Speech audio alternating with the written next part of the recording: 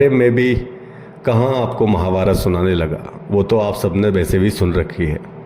मैं तो आपको ये बता रहा था कि मैंने महाभारत की कथा सुनी और उसमें सुना था कि युद्ध के बाद पांडव पर स्वर्गारोहण के लिए हिमालय पर चले गए।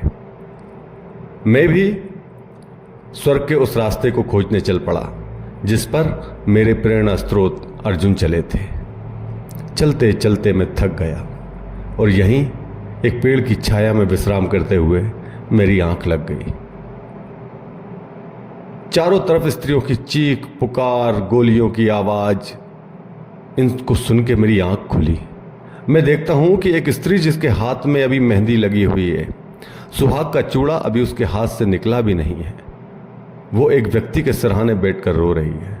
वो आदमी शायद उसका पति था जो खून से लथपथ पड़ा था, जिसके सिर पे शायद गोलियों के निशान थे।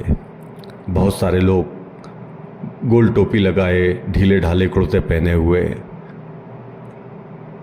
आसपास खड़े हुए थे, जिनके चेहरे पर मुझे कहीं भी दुख या संताप नहीं दिखाई दे रहा था। उनके चेहरे पे एक अजीब सी शांति दिखाई दे रही थी। अजीब से वस्त्र पहन रखे थे, दाढ़ी तो थी किंतु मूछें नहीं थी, ढीले ढाले से वस्त्र। जब मैं सोया था तब उस स्थान पर कोई नहीं था। जब जागा तो बहुत सारे लोग थे।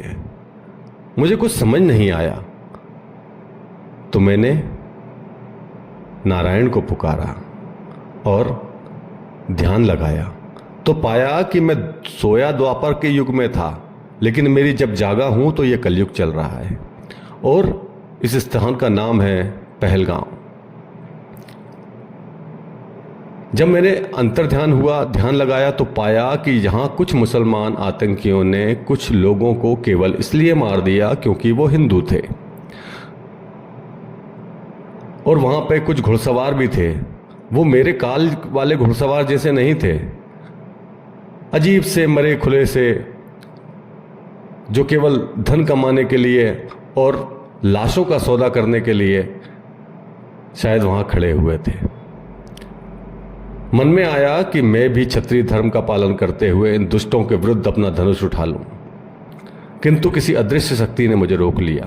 शायद वो कहना चाहती थी कि ये युग तुम्हारा नहीं है, विधि के विधान की छेड़ ना करो पार्थ, तुमको केवल ये देखने के लिए भेजा है। तुम केवल देखो, तुम केवल देखो, तुम केवल देखो।